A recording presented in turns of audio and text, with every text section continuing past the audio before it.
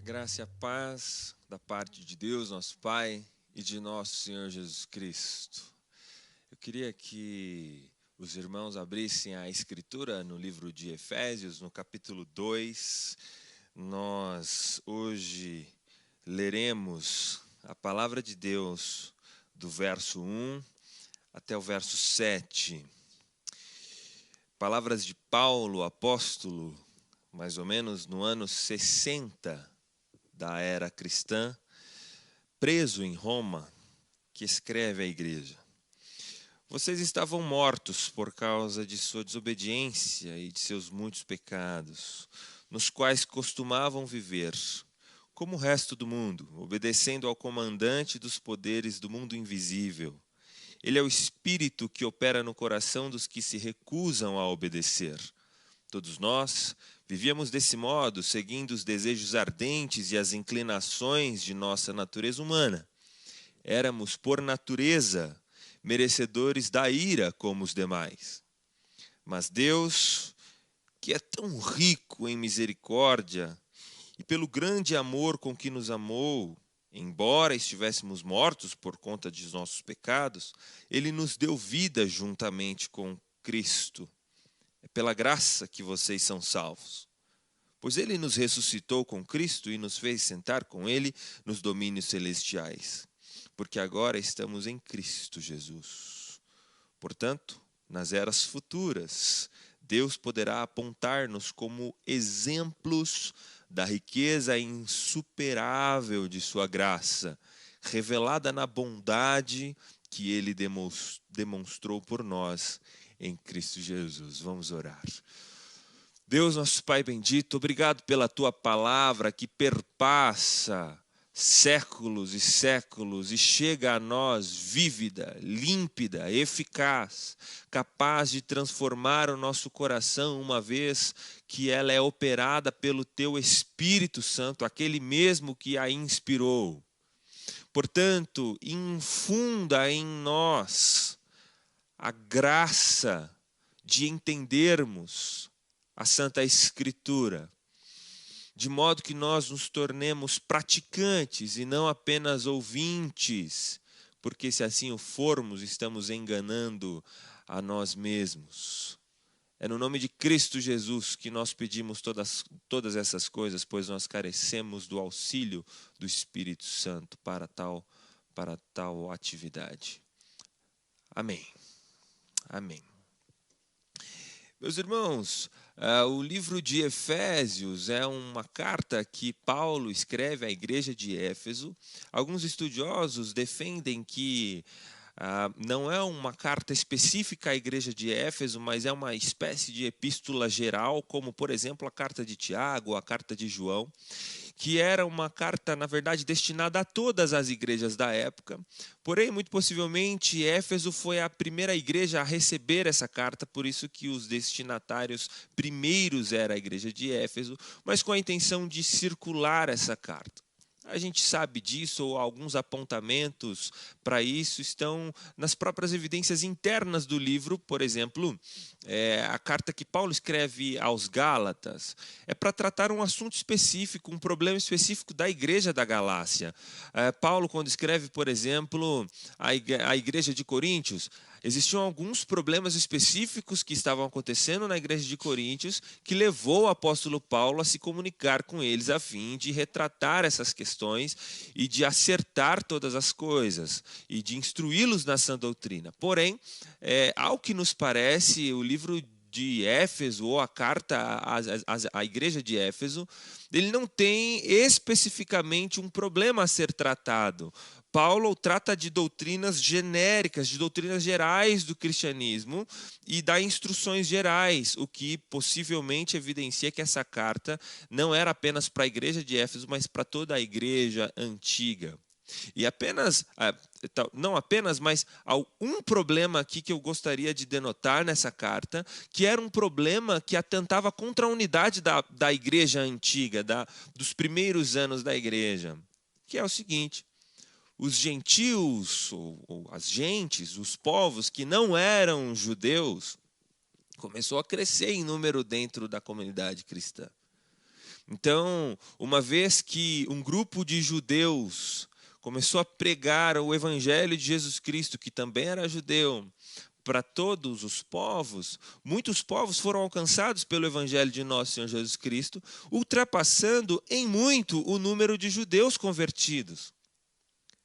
E, eventualmente, alguns gentios começaram a se orgulhar, ou começaram a, porque agora tinham mais força representativa, eles começaram a desprezar os judeus, ou se ver, por exemplo, como superiores. Alguns poderiam alegar que, na verdade, o povo da primeira aliança, o povo judeu, recusaram o Salvador e por isso eles foram enxertados, ou logo eles eram queridinhos de Deus, porque agora eles eram povo da aliança também, a oportunidade essa que os judeus tinham desperdiçado, enfim. Os judeus começaram a se orgulhar da sua natureza, em detrimento dos judeus. Os gentios começaram a se orgulhar em detrimento dos judeus. E isso começou a atentar contra a unidade da igreja, por isso que a partir do verso 11, Paulo vai começar a tratar essa questão. E aí o paradigma que Paulo estabelece imediatamente anterior ao tratar essa questão é a graça de Deus. Porque a graça de Deus é aquilo que faz com que nós nos mantemos humildes. A graça de Deus é a doutrina do cristianismo que, ao passo que nos eleva ao status de filho de Deus, ao mesmo tempo, essa mesma doutrina nos humilha, porque ela comunica para nós que nós não somos merecedores de nada. E então Paulo faz uma breve explicação do que é o evangelho de Jesus Cristo, para que aqueles gentios não se ensoberbecessem de sua condição de filho de Deus. E como é que Paulo explica então o evangelho para essa gente? Ele faz uma divisão aqui da vida antes de Cristo e da vida depois de Cristo. E veja como ele pinta a condição do homem natural, do qual eu e você fomos parte, e do qual muitas pessoas que eu e você conhecemos ainda são assim, e por isso carecem da glória de Deus. Mas veja a descrição de Paulo, a antropologia de Paulo do que é o homem. Veja, ele diz: vocês estavam mortos por conta de seus pecados e delitos. Algumas Bíblias trazem iniquidades, transgressão, delitos, pecados. Na verdade, todas essas palavras no grego, elas fazem parte de um mesmo campo semântico. A ideia é de que nós, seres humanos, por conta do nosso pai Adão, na maldita ocasião que ele tomou aquela decisão equivocada, no nosso lugar, porque é o nosso representante, é o primeiro de entre os homens e, portanto, ele nos legou essa condição. E nós reproduzimos pecado constantemente, cometemos pecado constantemente, porque isso está na nossa ontologia, está na nossa natureza de ser. Nós não somos pecadores porque cometemos pecados, nós cometemos pecados porque somos pecadores. Igual uma planta, uma árvore de laranja não pode dar outro fruto a não ser laranja. Um homem natural não pode cometer outra coisa a não ser pecado, e até as suas melhores obras estão manchadas de egoísmo, manchadas de orgulho, manchadas de autojustificação, manchadas da sensação de que sou melhor do que os outros. Portanto, nós cometemos pecados e delitos e transgressões, nós vamos contra tudo aquilo que Deus ama, e nós cometemos tudo aquilo que Deus abomina, e isso configura morte espiritual. Por isso que Paulo diz: vocês estavam mortos espiritualmente. Morto, um defunto. Portanto, alguns defendem a famigerada teologia, por exemplo, do livre-arbítrio, que diz que nós escolhemos Deus. Ora, como que um morto pode escolher alguma coisa? Como que você olha para um defunto e diz: olha, seu cabelo está despenteado, acho que você precisa... Um morto não pode fazer nada por si mesmo. Por isso a nossa salvação, nós defendemos, e é uma doutrina que custa tão cara para nós que somos reformados, nós somos monergistas, ou seja, a salvação vem de Deus. A salvação é operada por Deus. É Ele quem decide, é Ele quem escolhe. Uma vez que nós estávamos mortos por conta dos nossos pecados e por conta dos nossos delitos. E essa morte aqui é uma morte espiritual, ou seja, o homem é um ser inanimado espiritualmente. E embora ele tenha uma sede por religiosidade, por espiritualidade, e ele passa a vida inteira procurando o sentido da vida em coisas transcendentais, a verdade é que ele nunca vai conseguir prover sentido último. O telos, a teleologia, a finalidade das coisas. Ele nunca vai acessar a conexão da vida com o seu sentido, porque ele é um inanimado espiritual. Ele não tem habilidades, aptidões espirituais alguma. E essa é a condição de todos os seres humanos. E nós éramos assim também, assim como o restante do mundo, diz o primeiro verso aí do capítulo 2. Mas mais do que morto, veja o quadro que Paulo pinta. Nós éramos defuntos espirituais, mas mais do que morto, nós éramos escravos, acorrentados, e nós tínhamos 3 senhores. A ideia aqui é, imagina um defunto que, além de não poder fazer nada porque ele está morto, ele ainda está acorrentado, ele ainda está aprisionado. Ou seja, ele não pode mesmo fazer. Paulo quer pintar a ideia aqui de que o ser humano ele não pode promover salvação para si mesmo. Paulo quer pintar a ideia aqui da inaptidão total do ser humano. E é isso que ele diz, por exemplo, aqui. Nós obedecíamos ao comandante dos poderes do mundo invisível, ou em algumas traduções, a potestade do ar. Isso aqui referências claras ao diabo. O que Paulo está dizendo é que todos os seres humanos, por natureza, obedecem às influências de Satanás. É Satanás quem planta no coração do ser humano, olha, o sentido da vida está no sexo, você precisa realizá-lo com o maior número de pessoas. Olha, o sentido da vida está no prazer, então você precisa viver constantemente de adrenalina em adrenalina. Olha, o sentido da vida está no álcool, o sentido da vida está na riqueza. É o diabo quem sopra, quem inspira as pessoas a viverem dessa forma equivocada contra os padrões de Deus. E nós obedecíamos Satanás. Nós ouvíamos e constantemente ouvimos a voz da serpente. Mas mais do que isso, veja o que diz aí o verso 2. Nós éramos escravos de Satanás e mais do que isso, nós éramos escravos do mundo. Veja o verso 3. Todos nós vivíamos desse modo, seguindo os desejos ardentes e as inclinações de nossa natureza humana. E por isso éramos, por natureza, merecedores da ira de Deus como os demais. Nós seguíamos a presente ordem. É o que Paulo diz aqui no verso, a partir do verso 2 do capítulo 2. Ou seja, nós vivíamos influenciados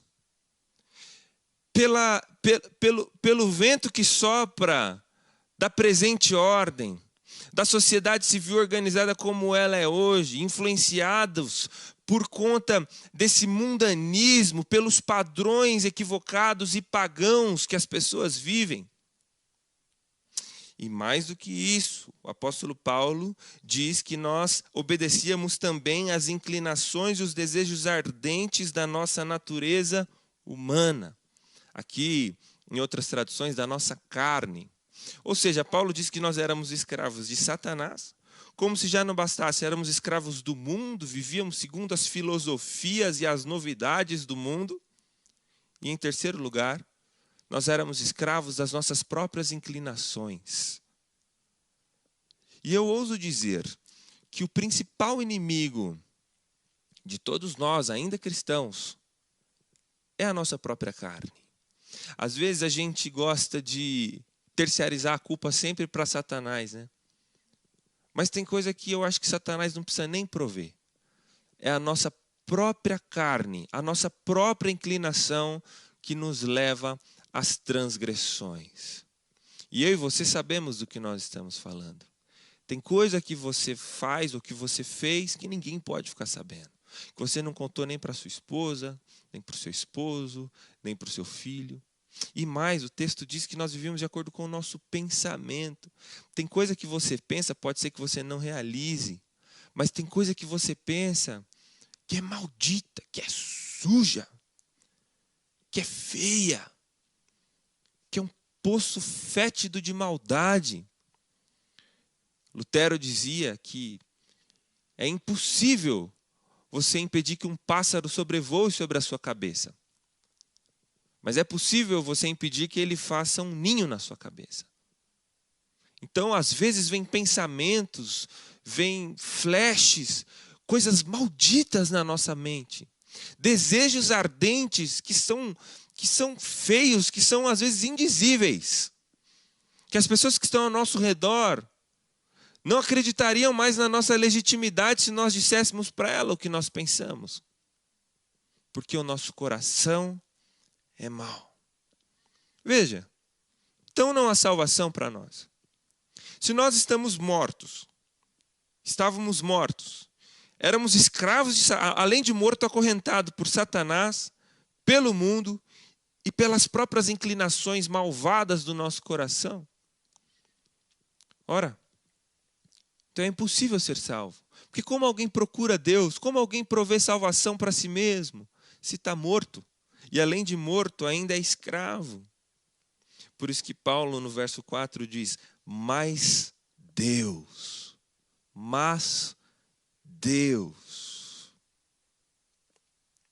E aqui é lindo, porque agora Paulo começa a pintar um novo quadro. Aonde Deus é o protagonista. Mas Deus, que é rico em misericórdia e pelo grande amor com que Ele nos amou, mesmo que estivéssemos mortos em nossos pecados e delitos, Ele nos deu vida juntamente com Cristo.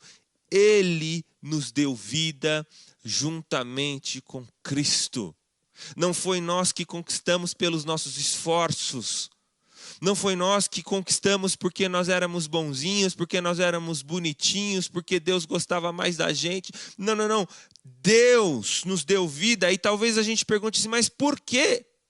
Pastor, eu me conheço. Eu não merecia nada. Pastor, eu sei quem eu sou. Eu sei o que eu penso. Eu sei o que eu fiz. Eu sei de toda a maldade. Eu não mereço a salvação. Por que é que Deus me ama e por que é que Deus me quis? Paulo explica, porque Ele é rico em misericórdia. Porque isso tem a ver com quem Deus é. E com o grande amor que nos amou. E aqui esse amor é um termo diferente, pouco usado no Novo Testamento. É um termo para se referir ao amor específico que Deus tem pelo seu povo, pelos seus eleitos. Não é o amor que Deus tem por todos os humanos, geral. É um amor mais intenso, é um outro tipo de amor que Deus tem pelos seus filhos, por aqueles que Ele predestinou desde antes da fundação do mundo. Que é um amor grande, um amor distinto. E embora nós estivéssemos, e Paulo reitera, mortos em nossos pecados, Ele nos deu vida juntamente com Cristo. E aí é que Paulo introduz a deslumbrante, maravilhosa, magnífica e doce doutrina da graça de Deus. É pela graça que vocês são salvos. É pela graça que vocês são salvos, como uma espécie de conclusão desse bloco.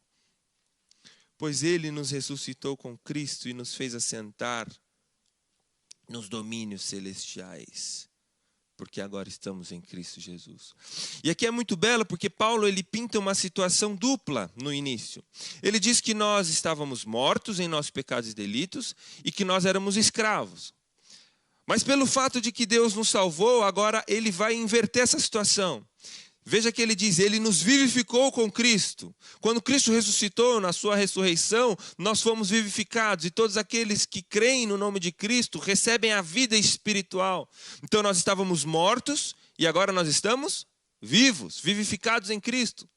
Aí ele diz que nós éramos escravos e agora ele diz que nós nos assentamos nos lugares celestiais. Essa ideia aqui de se assentar é porque um escravo não comia na mesa junto com o Senhor. O escravo não era parte da família, o escravo ficava do lado de fora da casa. Mas agora nós estamos assentados à mesa. Agora nós somos bem-vindos na mesa da comunhão da Trindade. Agora a Trindade nos convida para uma comunhão plena e nós como filhos, como herdeiros, não mais como escravos, não estamos mais do lado de fora, mas agora do lado de dentro. E tudo isso por conta da obra conciliadora e reconciliadora de Jesus Cristo. Por isso que Paulo diz aqui 3 vezes, em Cristo Jesus, em Cristo Jesus. E aí, Paulo já respondeu quem nós éramos. Paulo já respondeu o que nós nos tornamos. Paulo já respondeu por que é que Deus fez isso. Por que que Deus fez isso? Porque Ele é rico em misericórdia e rico em amor. E agora Paulo vai responder para que Deus fez isso. Mas para que, gente? Para que que Deus nos salvou? Se nós somos tão ruins quanto nós sabemos que somos, e não merecemos nada, e até às vezes quando a gente parece bonzinho, às vezes é autocomiseração, é uma vontade de se auto-justificar. Então para que Deus nos salvou? Aí Paulo responde, para mostrar nas eras futuras. Eu gosto de pensar como Martin Lloyd Jones, né? Nas próximas eternidades, Ele vai nos apontar como exemplos de sua riqueza, ou da riqueza da sua graça. Está vendo essa raça aqui? Eles se chamam humanos. Eles foram aqueles que se rebelaram contra a minha criação.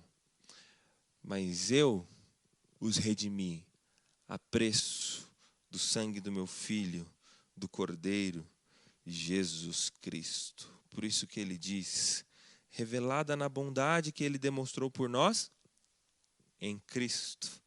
Mais uma vez, em Cristo. E aqui está um dos versos mais belos da Escritura Sagrada, Efésios 2:8, quando Paulo vai sintetizar todo o seu pensamento. Vocês são salvos pela graça somente. E isso é operado por meio da fé. O método pelo qual Deus infunde a graça é a fé. Mas a fé não vem de vocês. A fé não vem de dentro do coração do ser humano. A fé é uma dádiva de Deus, é um presente do próprio Deus. É Ele quem provê a fé para que você creia nele mesmo. Não é uma recompensa pela prática de boas obras, não pelas boas obras. E aí Paulo diz, para que ninguém se orgulhe. Porque alguém, assim como os gentios, poderiam dizer, Deus me escolheu porque eu pratico boas obras. Deus me escolheu porque lá no fundo eu mereço. Lá no fundo eu sou bom.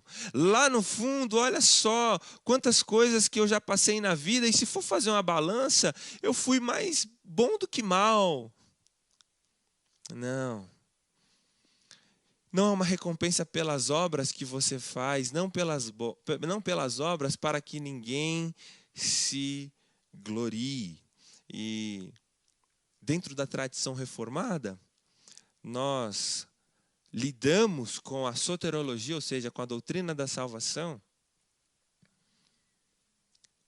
usando os padrões da reforma protestante. Que nós dizemos sola escritura, ou seja, somente a escritura. Não há outra fonte de revelação através da qual nós alcançamos a salvação a não ser a escritura sagrada. E nós dizemos sola gratia, do latim somente a graça. É somente a graça que pode salvar o nosso coração pecaminoso. Porque se dependêssemos de nós mesmos para fazer alguma coisa por nós mesmos, nós não conseguiríamos, uma vez que estamos mortos e somos escravos.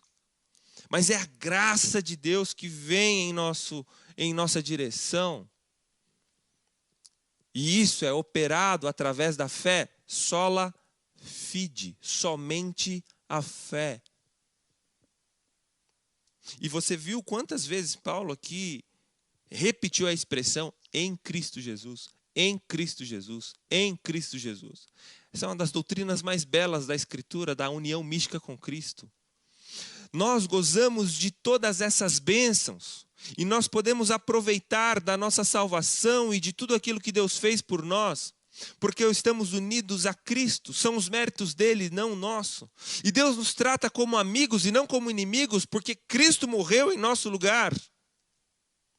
E se estamos em Cristo, então, toda a forma como Deus se relaciona com Cristo, Ele se relaciona conosco. Por isso é que Deus pode olhar para nós e dizer: eis o meu filho amado em quem tenho prazer. Não por conta das coisas que nós praticamos, mas por conta das coisas que Cristo praticou. Cristo foi um filho obediente a Deus e que deu prazer ao Pai. E se estamos unidos na morte e na ressurreição de Jesus Cristo, então todo esse prazer de Deus, todas as bênçãos, todas as bem-aventuranças são dadas a nós. Isso significa, por exemplo, que Deus, quando Ele olha para você, Ele não vê nenhum pecado. Porque é como se Ele estivesse olhando para Cristo Jesus.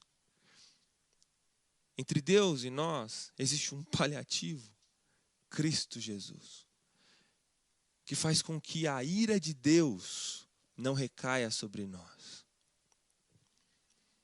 E mais, nós dizemos: só lhe deu glória. Porque o que nós fazemos com tudo isso? Leia o verso 9 e 10. Não é uma recompensa pela prática de boas obras para que ninguém venha se orgulhar, pois somos obra-prima de Deus, criados em Cristo Jesus, a fim de realizar as boas obras que Ele de antemão planejou para nós. Muitas pessoas, ao ouvirem as doutrinas da graça, pensam: ora, se eu sou salvo pelos méritos de Cristo, não tem a ver com o que eu faço ou com o que eu deixo de fazer. Deus não olha para mim e não me mede a partir dos meus defeitos, também não a partir das minhas qualidades, porque certamente eu teria mais defeitos do que qualidades. Deus não olha para mim de acordo, não me trata de acordo com o que eu mereço, mas pelos méritos de Cristo. Então, se eu já estou salvo, a minha salvação é garantida porque ela é chancelada por Cristo, e Cristo já morreu, já fez o trabalho, então, se não há nada mais o que fazer, eu posso me acomodar. Eu não preciso lutar contra o pecado, eu não preciso fazer boas obras, eu não preciso lutar para que eu cresça na fé e eu cresça no conhecimento. E alguns, às vezes, usam a graça de Deus como uma forma de justificar a própria libertinagem. E Paulo fala: vocês não foram salvos pelas suas boas obras, isso é fato. Mas vocês foram salvos para as boas obras. Vocês foram salvos não é para sentar na cadeira de uma igreja e passar a vida inteira ouvindo sermão apenas e lá no final das contas a sua alma está garantida no céu. Não é isso. Paulo diz: vocês foram salvos para a prática das boas obras. Isso que Lutero disse quando, ao explicar essa tensão entre sou eu que me salvo, eu que faço boas ações, e aí eu aceito Jesus e dá tudo certo, ou Jesus me aceita eu sendo quem eu sou, enfim. Para resolver essa tensão, Lutero explicou da seguinte forma: certamente nós não fomos salvos pelas obras, certamente, mas certamente nós não estamos salvos sem elas. Porque as obras são a evidência externa daquilo que Cristo fez no nosso coração. Portanto, uma vez que eu e você fomos alcançados por tão grande salvação, cabe a mim e a você viver de acordo com essa identidade. Viver de acordo com essa função de embaixador do reino de Deus. Viver de forma digna como alguém que carrega o estandarte de Cristo Jesus e que atende sob o nome de Filho de Deus. Que Deus nos ajude a vivermos de forma digna do seu Evangelho. e que o Cordeiro receba a recompensa pelo seu sacrifício através das nossas vidas. Vamos orar. Deus, nosso Pai bendito, obrigado por tão grande salvação, Pai. Obrigado pela forma amorosa e misericordiosa como o Senhor olhou para nós. E mesmo em nossos muitos pecados, a tua graça e o teu amor foi derramado em nós. E nós nos apropriamos disso pela fé, que também não é nossa, que também veio do Senhor. Obrigado, Senhor, por todas as bênçãos, por todas as dádivas. Obrigado, Senhor, porque se dependesse de nós, nós nunca o encontraríamos. Nós nunca o acharíamos, nós nunca conseguiríamos, em hipótese alguma, promover salvação para nós mesmos. Mas o Senhor, em tua infinita graça, enviou teu Filho Jesus Cristo para fazer todo o trabalho e viveu de forma obediente e até a morte foi obediente, morte de cruz, pelo que o Senhor o exaltou. Portanto, Deus, nosso Pai bendito, cujo Filho Jesus Cristo reina nas regiões celestes, permita-nos que elevemos o nosso pensamento até a mais alta região, aonde o Senhor reina, junto com teu Filho e o nosso Espírito Santo Consolador. No nome de Cristo,